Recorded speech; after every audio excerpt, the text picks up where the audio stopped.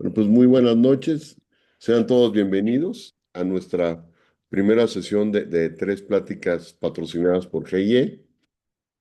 E iniciamos con la parte esta de fundamentos de economía. Perdón, antes que nada, ¿se ve bien? ¿Se ve en grande la pantalla? Correcto, sí. Oh, perfecto. Ok, entonces iniciamos con esto y vamos a ello. Ok, el objetivo que nos hemos planteado para la sesión, ay, Dios, la sesión de hoy es comprender los conceptos esenciales de economía y cómo los cambios en el entorno económico afectan la operación, finanzas y la cadena de suministro de una empresa, ¿no? Este es nuestro mensaje de apertura.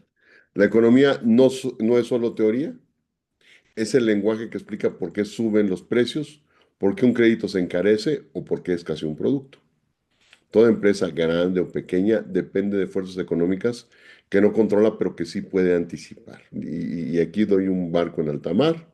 Siempre he pensado, ya de tiempo atrás, cuando hice la maestría en administración, que el dirigir una empresa es como un barco en alta mar que está sujeto a una serie de fuerzas que pueden hacerlo desistir de su propósito. Por eso quise poner esta imagen. Son cosas, las fuerzas económicas son cosas que las empresas no pueden controlar, pero, reitero, sí pueden anticipar. Puede tomar acciones antes de que lo que se presenta pueda crear alguna afectación. Ok, esto es lo que vamos a estar platicando el día de hoy. Conceptos básicos: escasez, costo de oportunidad, eficiencia, oferta y demanda, indicadores económicos relevantes, entorno económico y políticas públicas y conclusión y una reflexión aplicada, ¿no? Esto va a ser lo que vamos a estar revisando. Y conceptos clave, ¿no? Escasez, los recursos son limitados frente a las necesidades ilimitadas, ¿no? Se parte de que, si bien tiene recursos, estos siempre son limitados y están supeditados a los deseos y a la prioridad que tengas tú de lo que vayas a atender con esos recursos limitados. Por ejemplo, en logística, el tiempo de entrega, capacidad de transporte del personal especializado son recursos escasos. La reflexión: la escasez te obliga a priorizar, decidir qué producir, cómo y para quién y cuándo, ¿no? Es el aprovechamiento de los recursos de la mejor manera posible para obtener el mejor beneficio de los mismos. Otro concepto es el costo de oportunidad, ¿no? ¿Qué definición? Valor de la mejor alternativa no elegida. Por ejemplo, una empresa que invierte en ampliar su almacén renuncia temporalmente a invertir en marketing o en innovación. Aplicación: toda decisión de negocio es un intercambio. Maximizar el beneficio de uso de recursos limitados. Y aquí lo tenemos, ¿no? Opción uno: mejorar su planta de manufactura. Opción 2: invertir en mercado de valores. ROI potenció 9% en el año uno, $45,000. Y la opción 2, 12% en el año uno, 60,000. La empresa obviamente va a elegir la opción 2, ¿no? Se tuvo que renunciar a la uno para obtener este beneficio de entre las dos alternativas, ¿no? Se va a tener que renunciar a algo para obtener algo. Y obviamente se busca que ese algo sea mejor. Eficiencia. Definición: obtener el máximo resultado con los recursos disponibles. Ejemplo: una cadena de suministro eficiente no solo reduce costos, sino que responde más rápido al mercado.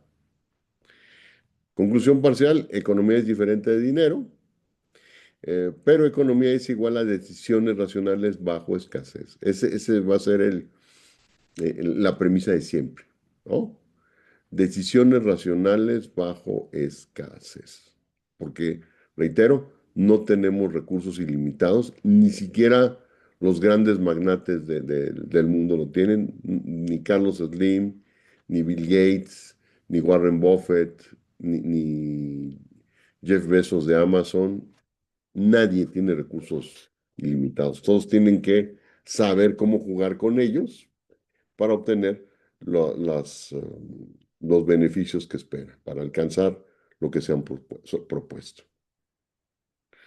Oferta y demanda. La demanda refleja lo que los consumidores están dispuestos a comprar. Y la oferta representa lo que los productores están dispuestos a vender. El punto donde se cruzan es el precio de equilibrio, como lo podemos ver acá, ¿no? Está la gente que produce helado y lo comercializa, y del otro lado está la gente que lo compra.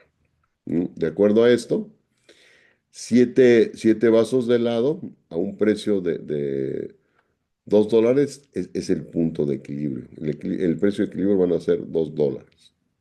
Todo parte de aquí, el cruce. ¿Cuáles pueden ser determinantes del precio? Cambios en el ingreso, preferencias, disponibilidad de insumos y tecnología. En logística, el precio de transporte depende de combustible, de la demanda de fletes, de la capacidad de las rutas y qué tan pronto lo requiere, ¿no? Si ya estás en una situación que ya tienes el tiempo quemado, ni hablar, ¿no? Vas a tener que utilizar ya ni siquiera un vehículo muy rápido, sino vía aérea, ¿no? Con todas las condicionantes que lleva, con todo el costo que vas a tener que cubrir y algunos aspectos que definitivamente inciden sobre el precio. ¿Ok?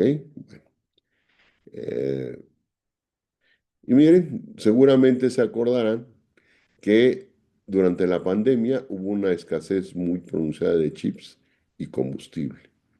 Entre el 21 y el 23, la escasez de semiconductores encareció la producción de autos, electrodomésticos y equipos electrónicos, ¿no?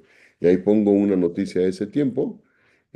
Malas noticias para las armadoras. La escasez de chips durará hasta el 2022. En ese momento estaban en el 2021, la pandemia comenzaba y pues había que hacerle frente a esta situación que todavía tiene al parecer algunas repercusiones ahorita que ya pasó un tiempo. Siguiente, ejemplo actual, escasez de chips y combustible. En México la subida del precio de combustibles aumentó el costo de transporte terrestre hasta en un 18%. La Magna alcanzó un máximo histórico. El presidente anterior, Andrés Manuel, indagará escalada de los precios de la gasolina, ¿no? Digo, hasta el hombre lo agarró con los dedos en la puerta y digo, vamos a ver qué sucedió con esto, porque no era algo que se esperara, malamente. Siguiente, resultado, aumento de precios finales, retrasos en producción y presión en márgenes de utilidad. Aumento en el costo promedio de chips por auto. Para entender el impacto, lo más útil es observar costo total de los chips por vehículo que se disparó durante la escasez. Antes de la pandemia, tu kit de semiconductores por vehículo rondaba los $500.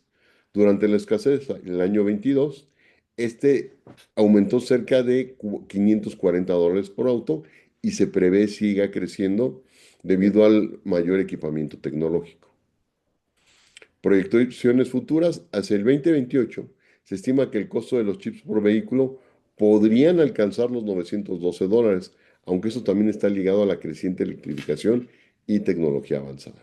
O sea, todavía hay como que muchas situaciones que pudieran permitir o no que se siga incrementando el costo del conjunto de chips. Bien. ¿Qué concluimos de esta parte? Las leyes de la oferta y la demanda son visibles todos los días. Cuando escasea un recurso o sube la demanda, los precios se ajustan y toda la cadena de valor debe adaptarse, ¿no?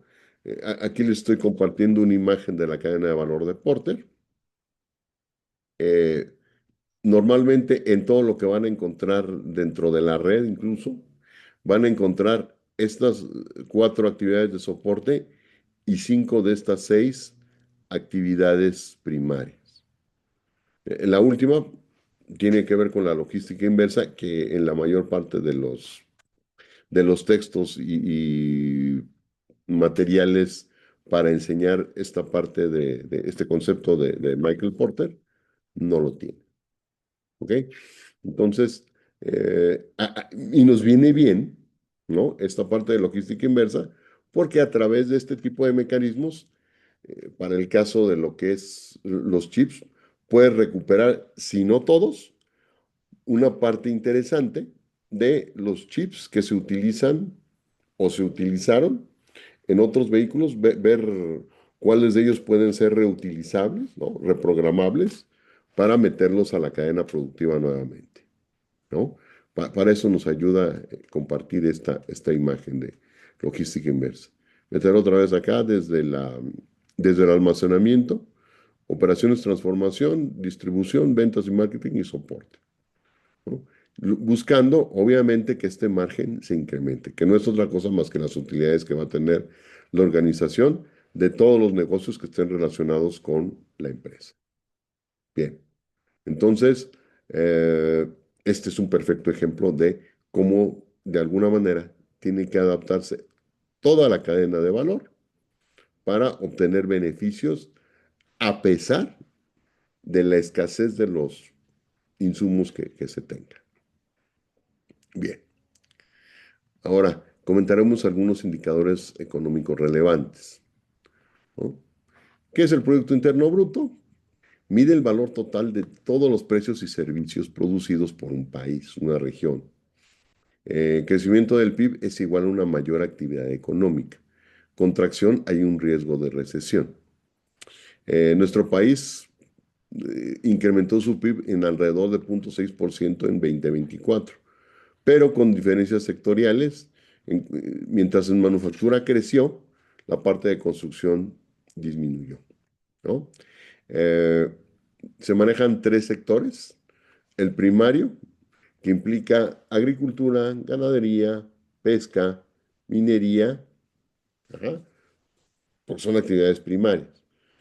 Está entre el 3,3 y el 3,6% de nuestro Producto Interno Bruto.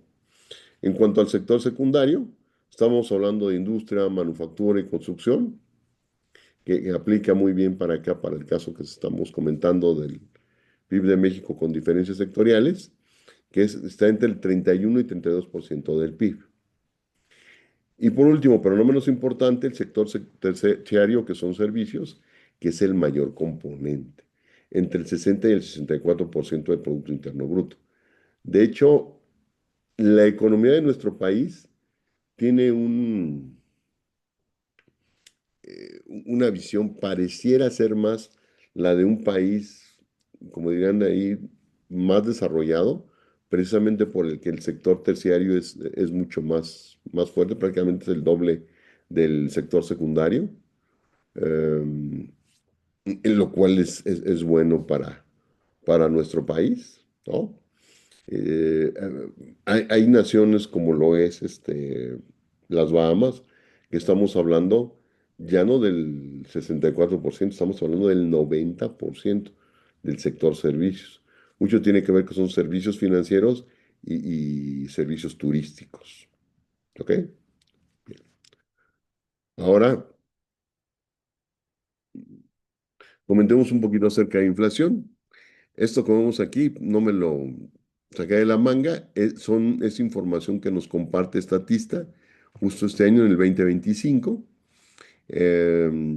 Fecha de publicación es octubre del 24, justo hace un año, pero se tiene una proyección de cómo terminaba el 24, más o menos que iba a seguir el 25, 26 hasta el 29. En el 24 México tuvo una inflación promedio de 4,68 con presión en alimentos y transporte. El impacto, reducción del poder adquisitivo y alza en costos operativos. ¿Ok? Se espera que para el 26 sea arribita del 3%, el 27 un poquitito menos, 3,01%, y 28 29 un 3%. Em, Digo, felizmente desde tiempos del presidente Cedillo, cuando tomó algunas acciones que entre ellas que el Banco de México fuera independiente y otras acciones más, pues hemos tenido una inflación mucho más manejable. Nada que ver con aquellas inflaciones de mis días de adolescente y de niño, en tiempos del presidente Echeverría, bueno, ese no lo recuerdo tanto, ¿no? 70 al 76, que se escucha que eran inflaciones espantosas. No se diga con López Portillo o aún con el presidente de la Madrid, ¿no? Que prácticamente eran inflaciones que llevaban al 100% al año. Eh, Salinas ya empezó a manejar las cosas diferente, pero quien, desde mi punto de vista, lo manejó de manera magistral fue el presidente Cedillo, con el movimiento ese que acabo de comentar. Em, Tipo de cambio. Influyen importaciones, exportaciones y costos de insumos. En 2024 el precio se apreció entre 16.5 y 17.5 pesos por dólar, beneficiando a importadores pero afectando a los exportadores. ¿Ok? Por ejemplo, aquí tenemos que el 28 de marzo del 24 a las 6 de la tarde, el dólar costaba 16.61 pesos por dólar, ¿no? Ahorita, 21 de octubre, estamos viendo que está casi sobre 18 pesos por dólar, lo cual pues tiene sus beneficios. Esto es una gráfica que estoy considerando sobre 5 años. Ahora bien, ¿por qué varía la paridad peso-dólar? Principales causas: oferta y demanda de dólares, aumenta la oferta, el dólar baja, aumenta la demanda, el dólar sube, ¿no? La inflación mayor en México que en Estados Unidos, el peso baja y obviamente el dólar sube. Tasas de interés más altas en México, se fortalece el peso. Comercio exterior y balanza de pagos, exportas más de lo que importas, hay entrada de dólares, el peso se aprecia. Importas más de lo que exportas, hay salida de dólares, el peso se deprecia. Política monetaria y fiscal, aumentar tasas, se fortalece el peso, con las implicaciones que esto lleva. Expectativas e incertidumbre, elecciones, reformas, tensiones políticas, hacen que los inversionistas busquen refugio en el dólar, elevando su precio. Con estabilidad, la confianza en el peso mejora. Ahora que está sucediendo lo de la reforma judicial, pues obviamente hay mucha incertidumbre, ¿no? Y se tiende más a que el dólar se encarezca, ¿no? Porque no hay tanta confianza. Mucha gente está sacando su dinero del país, sobre todo las empresas extranjeras. Por ahí hace un tiempo se esperaba que la gente de Tesla pusiera una planta en Monterrey o si no en Monterrey, en el estado de Nuevo León. Y hasta ahorita ya no se ha escuchado gran cosa. Ese tipo de situaciones espanta, déjenme utilizar este término, al posible inversionista para que traiga su dinero a México. ¿Ok? Número 7, precios del petróleo y materias primas. Cuando el precio del crudo sube, el peso se fortalece. Cuando baja, hay menos divisas, el peso se debilita.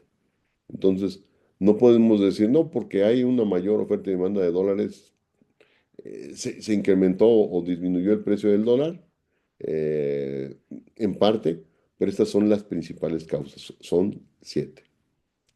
En otro tiempo, diría pregunta examen, ¿no? Pero es algo que debemos tener en cuenta. Recapitulo rápidamente: oferta y demanda de dólares, inflación, tasas de interés, comercio exterior y balanza de pagos, política monetaria y fiscal, expectativas e incertidumbre y precios de petróleo y materias primas. Debe quedar clarísimo que esto de alguna manera va afectando la paridad peso-dólar. Bien.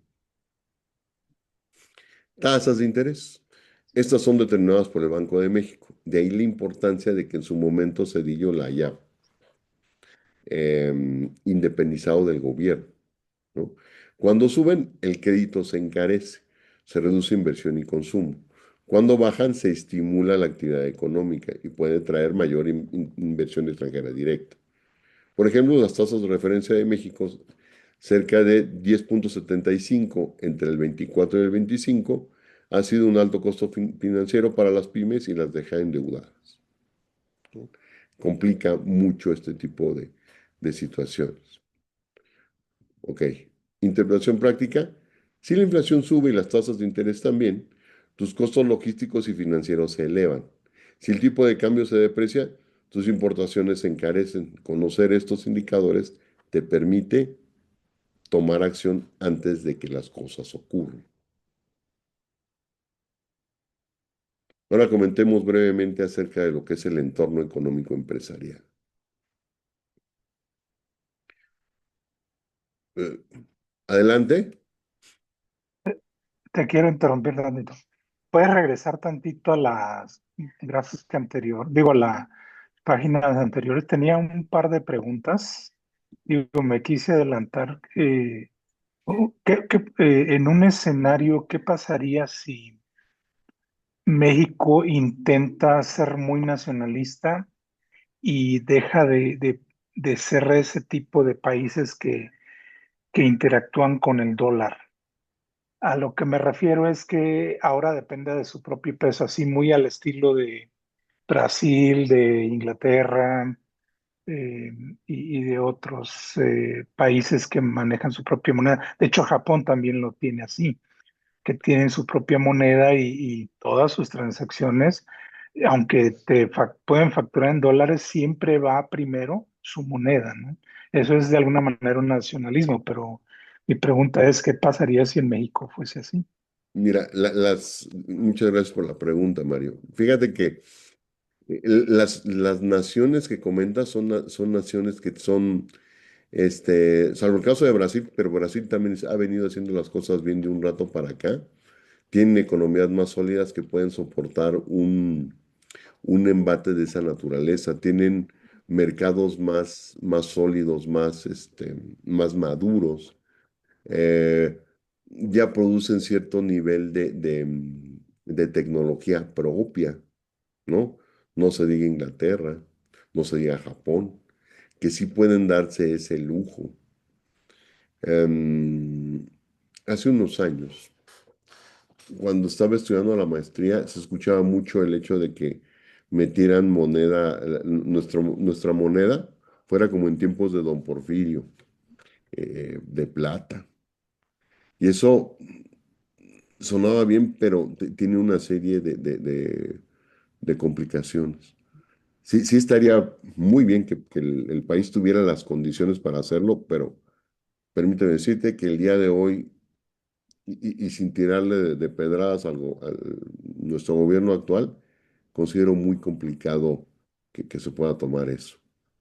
Tendría que haber, como decimos acá, una mayor certidumbre, ¿no?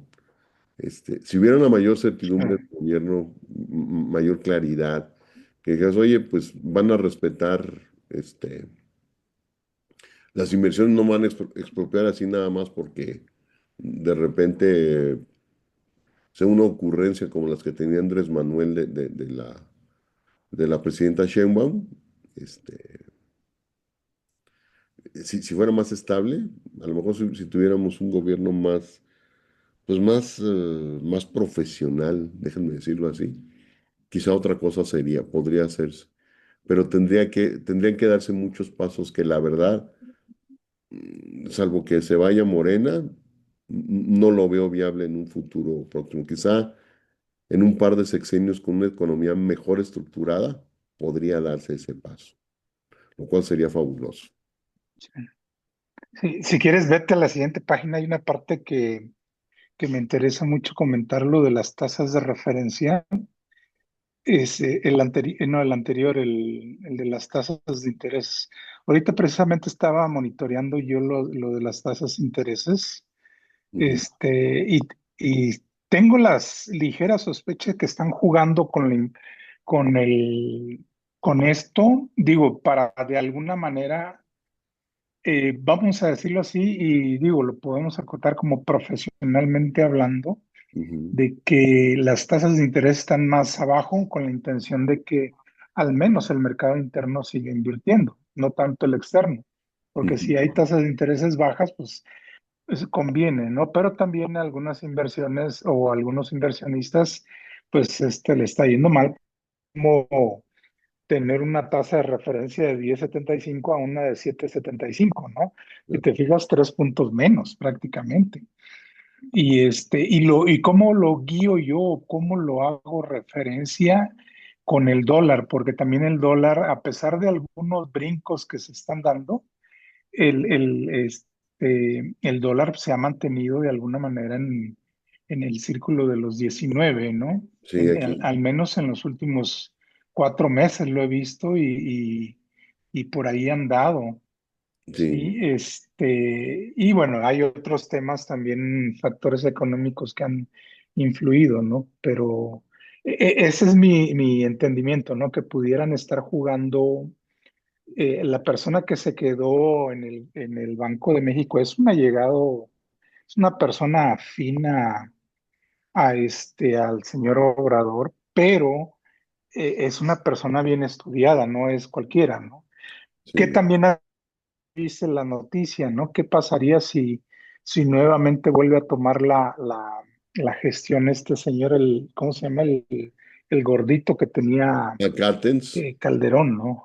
Cartens, ¿no? Porque ese cuate no, era un sí, genio, ¿no? Es un genio, de hecho, porque donde está le ha ido bien, ¿no? Pero pues lo menosprecian por su figura, pero sus acciones fueron muy contundentes estando, yo creo que era su brazo derecho, aunque sabemos bien que el Banco de México no tiene, en teoría no está ligado al gobierno, no, sí, no. este, ahí hicieron una buena mancuerna, ¿no? Ah, sí. Fíjate que sí, a mí se me hace, dicha con todo respeto para el doctor Cartens, una especie de un Cristiano Ronaldo, digo, porque es un, un profesional de muy alto rendimiento en la parte económica.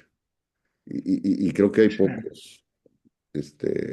Incluso él está, no recuerdo muy bien si está en el Banco Mundial o algo así, pero, pero está muy bien, tiene muy buen puesto, pese a ser mexicano, que a veces no somos tan bien vistos, pero yo creo que como mexicanos, como profesionales mexicanos, debemos creérnoslo un poquito más, ¿no? Pero sí, correcto. sí, sí, sí, sí, sí, sí, de veras, ese hombre es un genio.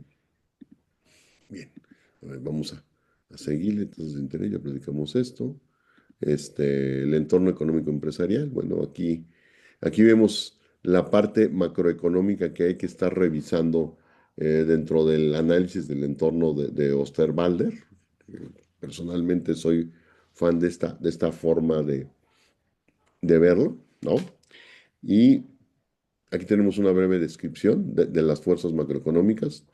Condiciones del mercado global que esbozan las condiciones generales actuales desde una perspectiva macroeconómica. Mercado de capitales describe condiciones actuales del mercado de capitales con relación a tus necesidades de capital. Commodities y otros recursos resaltan los precios actuales y tendencias de precios de los recursos necesarios para tu negocio. Y la infraestructura económica que describe la infraestructura económica de tu mercado. Ok, aquí tenemos algunos ejemplos de condiciones del mercado global. Crecimiento de la clase media en mercados emergentes, más poder adquisitivo en Asia, África y América Latina. Ejemplo, mayor demanda de productos electrónicos, autos y turismo internacional. Digitalización y adopción tecnológica acelerada. Incremento de comercio electrónico y pagos digitales. Ejemplo, Amazon, Alibaba. Mercado libre dominando el retail global. Cambios demográficos y envejecimiento poblacional. Mayor necesidad de servicios de salud, pensiones, seguros y biotecnología. Ejemplo, Japón y Europa impulsando innovación en geriatría y cuidados. De hecho, aquí en México están empezando a sacar alternativas para seguros de gastos médicos mayores para gente grande, gente de más de 70 años. Cuando un seguro de gastos médicos te recomienda convencional, de lo que te vende GNP, Allianz y las otras, eh, ya el límite para contratar lo nuevo está sobre los 64, 65 años. Si una persona mayor de esa edad tiene un seguro de gastos médicos es porque ya tiene tiempo, ya tiene historial y lo está pagando, pero la prima sube de una manera muy significativa cada año y no es fácil que mantengan precios más alcanzables. ¿Por qué? Porque el cuerpo humano, si no recibe el mantenimiento adecuado, se va desgastando y sus condiciones, déjenme decirlo así, de operación o de funcionamiento, se van complicando con el paso del tiempo. Las enfermedades degenerativas están a la orden del día y obviamente esos tratamientos cuestan mucho.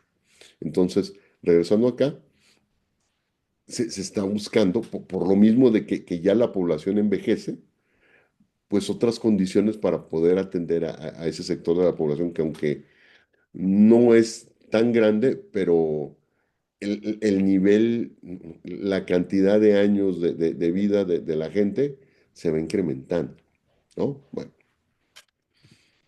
ejemplos también de condiciones ahora del mercado de capitales, altas tasas de interés. Consecuencia, el financiamiento mediante deuda se vuelve más costoso. Implicación, si tu empresa necesita préstamos, deberá pagar más en intereses.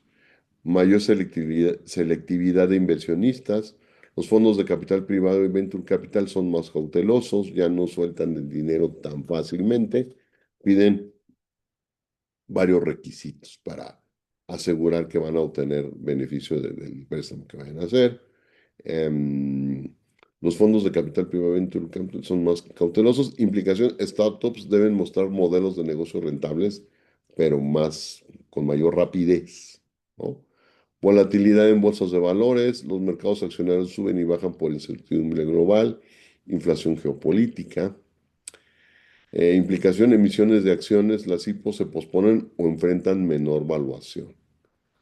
Esto es en cuanto al mercado de capitales. Commodities y otros recursos, petróleo, el Brent y el WTI. Precios actuales, el momento que saqué este screen de los precios del barril, 67.18 y el WTI 63.73, perdón. Tendencias, el mercado está estable dentro de un rango estrecho, con presiones contrapuestas, mayor oferta global versus riesgos geopolíticos. Proyecciones indican un descenso adicional en precios hacia los 60-63 en el 25-26, debido a, a un creciente excedente de oferta, a pesar de la guerra de Ucrania, ¿no? Cuando recién fue la guerra de Ucrania, el precio de hidrocarburos tuvo un incremento significativo, pero no se ha podido mantener en el tiempo. Y tampoco se ve para cuándo termine esa guerra que también de alguna manera afecta sobre los precios de estas materias primas. Ejemplos de infraestructura económica, infraestructura logística y de transporte, puertos, aeropuertos, carreteras, ferrocarriles para movilizar mercancías, centros de distribución y cadenas de frío, conectividad multimodal, marítima, aérea y terrestre. Ejemplo, el puerto de Manzanillo, en México, concentra gran parte del comercio internacional hacia Asia, ¿no? El corredor ferroviario Bajío, Texas, agiliza exportaciones automotrices.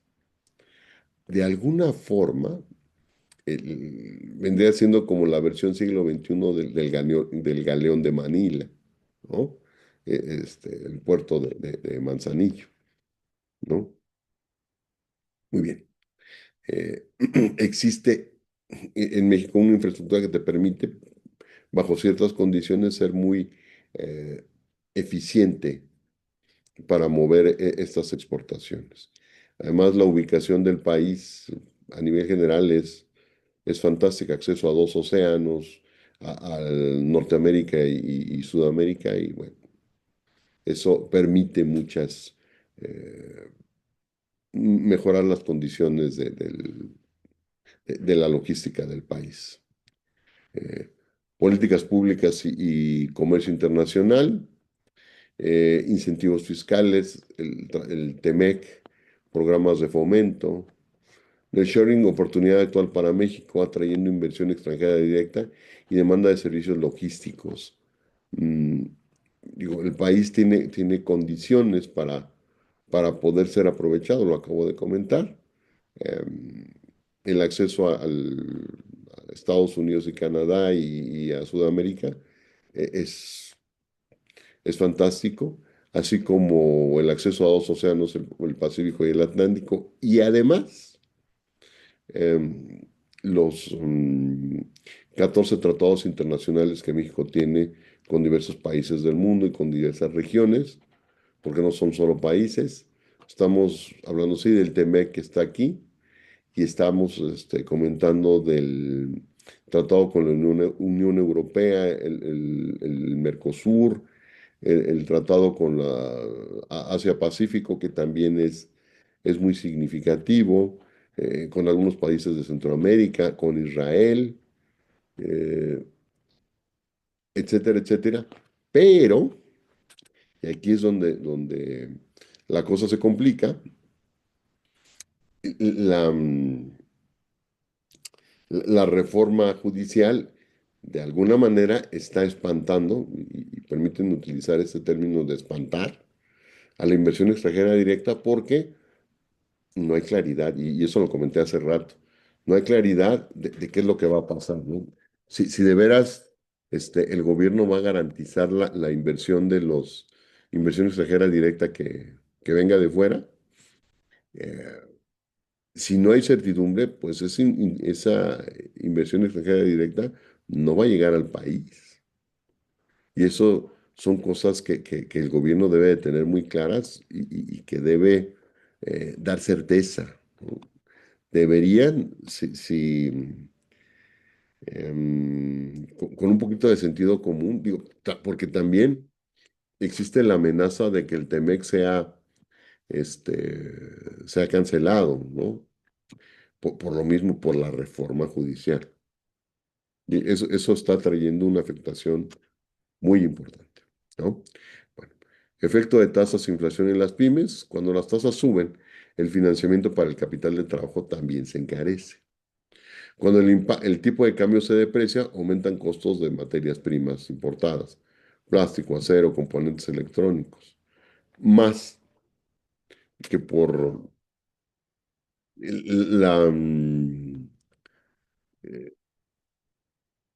eh, ¿cómo se dice esto? La interrupción de la producción de los chips también viene a seguir eh, enrareciendo el comportamiento de las cadenas de suministro. Y obviamente, pues, garantizar que te entreguen las materias primas en tiempo y forma, pues hace que éstas se encarezcan de manera muy significativa. Ok. Eh, una pyme que importa insumos en dólares va a aumentar su costo cuando el peso se deprecie. Si además las tasas suben, el financiamiento de inventario también se encarece. Resultado, menor margen y un flujo más ajustado, ¿no? Estrategia ante entornos cambiantes.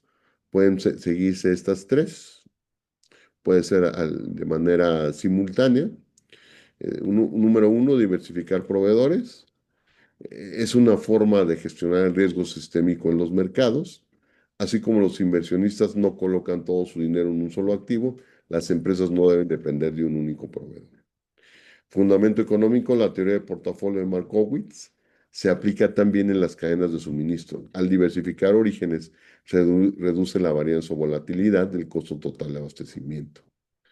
¿Qué ventajas tenemos? Reducción del riesgo en interrupción por guerras, pandemias, desastres naturales, mayor poder de negociación, competencia entre proveedores. No dicen, no, pues vamos solos y al precio que pongamos nos lo van a comprar. No es así. Hay alternativas para el caso de que falle alguien. Posibilidad de optimizar costos ante fluctuaciones de precios internacionales o tipos de cambio. Por ejemplo, una empresa mexicana que importa componentes de China y Vietnam distribuye su riesgo ante un aumento de aranceles o depreciación del peso frente al yuan. Conclusión, diversificar no siempre implica reducir costos, sino estabilizarlos en el tiempo, una forma de asegurar la continuidad operativa. De ahí la importancia de diversificar proveedores, tener, dependiendo de la importancia de lo que vayas a comprar, mínimamente tres, ¿no? para evitarte problemas de falta de abastecimiento. Bien, ajustar políticas de precios es otra. Los precios son el principal mecanismo de asignación de recursos en los mercados. Ajustarlos correctamente permite mantener la competitividad sin perder rentabilidad. Análisis desde la elasticidad de precio de la demanda. Si la demanda es inelástica, se pueden trasladar incrementos de costos al consumidor. Si es elástica, es preferible absorber parcialmente el aumento o mejorar la percepción de valor. Factores a considerar: inflación y costos de insumos, trasladar o amortiguar el impacto, tipo de cambio afecta precios de importaciones y exportaciones, estrategia competitiva, diferenciación o liderazgo en costos. Por ejemplo, una empresa de alimentos se enfrenta a un aumento del 10% en el costo de trigo. Puede subir su precio final un 5%, traslada parte del incremento, o lanzar presentaciones más pequeñas para mantener un precio nominal. Conclusión: ajustar precios no es solo una reacción, sino una decisión estratégica basada en análisis económico y de mercado. Aquí también aplica el buscar otras fuentes de abastecimiento. La guerra de Ucrania, por ejemplo, ha afectado, entre otras materias primas, el costo del trigo. Y esto porque Ucrania, junto con Rusia, son los países que em, mayores productores de trigo a nivel mundial. Y obviamente, pues una guerra entre estas dos naciones tiene repercusiones que afectan a diversas cadenas alimentarias, sobre todo en países africanos. Entonces, es la importancia de esto. Ok, políticas de precios. Eh, Ahora, dentro de diversificar proveedores, una estrategia para mitigar riesgos económicos. La incertidumbre de los mercados genera riesgo cambiario, inflacionario y logístico. Las coberturas permiten reducir esta exposición. Coberturas financieras, forwards o futuros, fijan el tipo de cambio o el precio de una materia prima, por ejemplo, petróleo, maíz, acero. Opciones financieras protegen contra variaciones sin obligar a ejecutar la operación. Beneficio: permiten planear costos y márgenes con mayor certidumbre. Coberturas logísticas, contratos a largo plazo con operadores logísticos, alianzas con proveedores regionales o nearshoring, e inventarios estratégicos para amortiguar disrupciones. Ejemplo: una empresa que importa acero puede fijar un contrato de futuro a 6 meses para evitar el impacto de la volatilidad del dólar. Conclusión: las coberturas son una inversión preventiva, no un gasto. Desde el punto de vista económico, reducen la varianza de los flujos de caja y estabilizan la planeación financiera. Te dan un, te dan condiciones para que puedas hacer una mejor planeación financiera con menos variables, o estas variables estén un poquito más controladas. ¿Ok? Caso práctico, y aquí podemos platicar un poquito. Imagina que eres dueño de una pyme que importa insumos de los Estados Unidos. Hoy el dólar sube de 18 a 21, la inflación está al 6% y las tasas de interés al 9%. ¿Cómo impactan tus costos? ¿Qué harías para proteger tu negocio? Subir precios, buscar proveedores locales, renegociar créditos, ajustar inventarios. ¿Qué aplica por acá? Mi estimado Omar. Híjole, hay muchas, hay muchas opciones, pero vamos una muy sencilla, ¿no? Bueno, no tan sencilla porque también es complicada. Retail, ¿no? El retail, la competencia de Oxxo y todos estos. Yo creo que su punto de trabajo de ellos para mantener precios es sobre inventarios, ¿no? Ujú, Pero muchos de ellos son inventarios de consignación. Lo que sí es mucho la diversificación de mercado y también el trabajar con long-term agreements o contratos de largo plazo en donde tú comprometas volúmenes de compra anuales, Ujú. ¿sí? Y esos volúmenes de compra anuales van dictaminando de alguna manera algún crecimiento, ¿no? Sí, claro. Esa es una de las formas. Y bueno, hablando de pymes, sabemos bien que ellos no van a poder facturar en dólares, sino que todo lo que vendan lo van a tener que vender en pesos y por eso les va a caer de por medio ahora sí que una inflación extra, ¿no? Que es el del tipo cambiario.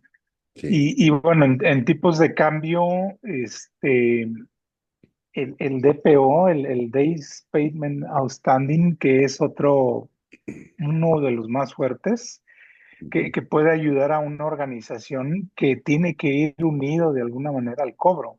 Pero una pyme, la mayor parte de las veces, si fuera de retail, pues tiene una ventaja que cobra en un periodo corto, ¿no? Pero si usamos un modelo el tipo supermercado o hipermercado, que son de los más gandallas, pues sí dañan a las pymes, porque ellos te dan hasta 120 días de Mira, crédito y eso pues de alguna manera para subsistir se van a este tipo de cosas, pero para eso existe también la otra oportunidad que son los de que vendas, ¿no? Tú vendes tus facturas y pues ya no te esperas 120 días porque pagas, creo, 3% del valor de tu factura, pero el dinero lo tienes en forma rápida. Muchos de los precios que tienen de venta los pymes, pues ya tiene incluido de alguna manera el modo de financiero, ¿no? De financiamiento hacia sus clientes. Pero pues sí tienes que balancear todo tu negocio, puesto que también no vas a cargar con mucho inventario, ¿no? exacto. Puedes trabajar también dependiendo de qué tanta fidelidad hayas construido y más que fidelidad, credibilidad hacia tus proveedores, puedes lograr un acuerdo de consignación. Y lo bonito de los acuerdos de consignación es que es un inventario que va a estar en tu piso a consignación y una vez que lo vendas, te lo facturan. Entonces ganan las dos partes, ¿no? Pero gana más sí, y al final del día es un reto a vencer porque pues, estamos hablando de un tipo cambiario que se ve muy agresivo, ¿no? Que crecer de 18 y que bueno, lo vivimos en el 2020. En el Sí, 2020 fue algo muy similar, estando inclusive en 18 pesos, llegó a estar hasta en 27. Hubo un día que llegó hasta 27 pesos. sí. Entonces, los que se la vieron negras eran los que compraban materia prima en dólares y tenían que vender en pesos, ¿sí? Pero los que tenían facturación en dólares no les afectó mucho, pero sí les benefició a otros, ¿sí? Y te lo paso hacia el costo, ¿no? Tuvimos nosotros que aprovechar esa oportunidad para ir a negociar unos rebates con proveedores porque, por ejemplo, tú seguías pagando para tu planta de manufactura, tú sigues pagando en pesos y nunca, sí, la tarifa de luz era exactamente la misma, ¿no? Entonces, todo eso era ganancia para la empresa. ¿Por qué? Porque ellos cobraban en dólares y obtenían pesos, dólares caros. ¿Sí? Y entonces tenían un margen brutal de beneficio. Entonces, en algunos casos logramos obtener beneficios también de negociaciones donde nos regresaban un poquito de dinero, ¿no? Por ese delta tan grande, ¿no? Pero no fue muy fructífero porque al final del día vino el efecto contrario, ¿no? Cuando bajó, pues ahora sí que había que repreciar las facturaciones, ¿no? Sí, qué horror.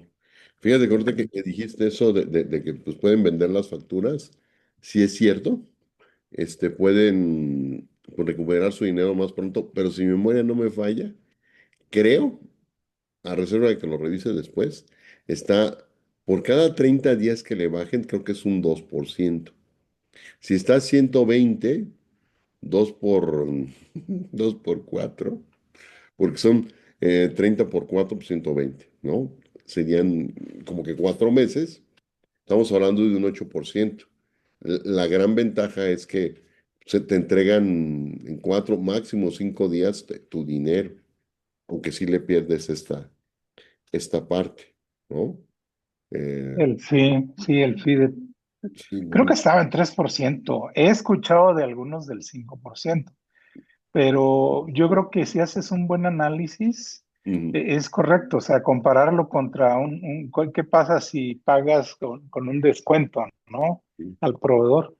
El proveedor, digo, el cliente con un descuento por pronto pago, pues muchas veces te conviene mejor vender la factura ujú. a las casas que tienen ese modo que de alguna manera es una financiera, ¿no? Sí, claro, un factoraje. Y le da a la financiera que es el factoraje, porque si no paga el cliente, el factoraje lo empieza a atizar, ¿no? Sí, claro. Inclusive 2 o 3 veces más presión que el mismo proveedor, ¿no? Pero aquí también es importante, el cliente debe de saber que tú vendiste la factura o que tú entraste a facturaje, porque no todos los proveedores, no todos los clientes lo aceptan. Sí, hay clientes grandes como Walmart que va a decir, no, no, me da igual si lo haces así o no, yo voy a pagar a 120 días. Y ahí se la llevan, ¿no? Entonces, por eso es importante que lean también las facturas, porque las facturas traen cláusulas también de pagos tardíos, ¿no? Pero bueno, es un juego también de la parte del comercio formal, el juego de palabras, ¿no? Del compliance. Sí, fíjate que con Telmex no había bronca. Sí, yo sí sube por ahí de casos de que si Telmex no te daba el descuento por pronto pago, había chance de que la gente se fuera en bursa y ahí sí podían obtener pues, un descuentito y recuperar su dinero pronto. Digo, mucho tiene que ver que sean parte del mismo grupo. Este, mm, que en alguna ocasión se lo comentaron al que ahorita es director general. Y él decía que las condiciones de Imbusa pues permitían pues hacer ese tipo de acciones porque era y es muy sólida, ¿no? No así otras empresas, otros bancos que quizá no tengan las mismas condiciones para ejecutar. Muy bien. Entonces, pues aquí vemos qué es lo que se podría hacer en un escenario caótico, complejo, que de repente te brinque el dólar de 18 a 21, la inflación que más o menos estaba controlada sobre 3 4% de repente brinca el doble y las tasas de interés también te están golpeando. Bueno, tienes que encontrar y sabiamente compartías algunas posibles soluciones para no salir tan raspados de este tipo de situaciones, ¿no? Renegociar algún crédito por ahí, ajustar inventarios, ver dónde lo mueves, ¿no? Este, en fin, Correcto. muy bien. Entonces, pues vamos concluyendo, ¿no? Eh, la economía es el contexto externo que moldea los negocios. Quien la entiende, lee los indicadores para anticipar cambios, toma decisiones con visión estratégica, convierte la información en una fuente de ventaja competitiva, ¿no? Em, por ejemplo, ahorita del caso que acabamos de ver, voy a regresar un tantito. Podrían tomarse acciones antes de que se materialice una situación de este tipo. Eh, Poner dentro del clausulado qué es lo que ocurre si de repente sube el valor del dólar. Eh, bueno, puede haber varios mecanismos que te protejan desde antes, ¿no? Alguna cobertura de dólar que también podría ser uno de ellos, ¿no? Que se puede tomar en consideración mucho antes. Máxime que de alguna forma, de unos años para acá, la, la paridad peso dólar, y me quiero regresar tantito, digo, para darle más poncha a mi idea, se ha mantenido más o menos estable de 5 años para acá. Si te fijas, subió un poquito de los 20, pero por periodos cortos de tiempo. Entonces ha sido muy estable esto y es algo que en algún momento se puede negociar, se puede considerar, ¿no? ¿Cómo ves, Mario? Sí, de hecho, doctor, ¿cómo lo vemos en compras? Usamos mucho los índices de mercado, ¿no? Ujú. En este caso, sería al revés, el PYME debería de tener un contrato indexado con el cliente en donde exista la variación. Sí, Pero claro. nosotros lo que hacemos es un análisis promedio, ¿sí? Basado en datos duros, así como lo mostraste, Ujú. y pondríamos, ok, si lo puedes hacer mensual o trimestral, casi siempre o era trimestral o bimestral para el comportamiento de algo, ¿no? Entonces, ese promedio era el aumento del siguiente trimestre. Sí, y así se tenía que mantener. Obviamente es clave que lo firmen, ¿no? Que es parte del proceso, ¿no? De un contrato. Y así no va perdiendo.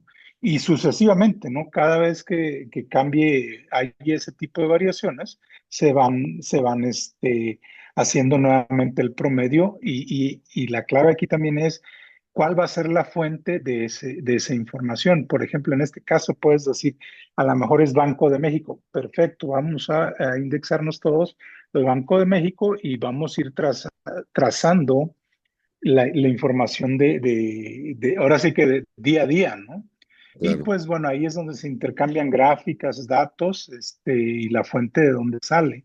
Y con eso se va fijando el promedio, ¿no? Yo lo hacía mucho con los metales preciosos, oro, de hecho, mucho en la industria electrónica, oro, platino y cobre, porque se usan muchos terminales o insertos de cobre, recubiertos de oro, recubiertos de platino, ¿no? Y ambos traían el doble, de hecho traían tres índices. Sí. Digo, para platinar necesitabas a fuerzas el estaño, también tenías que tener el estaño. Si veías que era así micro, ni lo contemplabas, pero el oro lo tenías que poner Sí, junto sí, con sí. el factor de utilización. Sí, y te daba unas variaciones brutales, ¿no? De hecho, nosotros en esta empresa de electrónica, durante un periodo hicimos hedging. De hecho, después del 2008, recuerdo que fue en el 2009, sin temor a equivocarme, porque en el 2008 fue una de las caídas más brutales, ¿no?, en la economía, y el oro sí se disparó. Y ahí venían las pagaderas de oro, porque así habían sido los contratos. Entonces llegó un nuevo financiero y nos dio esa opción. Vamos a hacer hedging, vamos a comprar valores y van a ver cómo esto se disminuye, ¿no? Y obviamente también hicieron trabajar al de ventas para pasar tal cual al cliente, ¿no? Y no quedarse con una pérdida de ese nivel. ¿Por qué? Porque es algo que el mercado lo estaba dictando. No era una ineficiencia de Sí, no. manufactura, ¿no? Era lo que Sí. decíamos al principio de la sesión, de que hay cosas, las cosas del entorno, lo más que puedes hacer es, déjame decirlo así, defenderte de ellas, en algunos casos anticiparte, y en la mayor parte, por no decir todos, reaccionar pues para salir con el menor daño posible, ¿no? Muy bien. Bueno, entonces, ya como resumen, nos damos cuenta de que toda decisión económica nace de la escasez. Los precios se forman por oferta y demanda. Los indicadores económicos marcan el pulso de la empresa, ¿no? Porque pues, la empresa tiene que tomarlos para ir tomando decisiones cortas, largas y mantener la operatividad de la empresa y su supervivencia. Y por último, pero no menos importante, las pymes deben interpretar el entorno para adaptarse antes de reaccionar, tomar alguna providencia, alguna precaución para ello. Y las empresas que entienden la economía no adivinan el futuro, lo planean.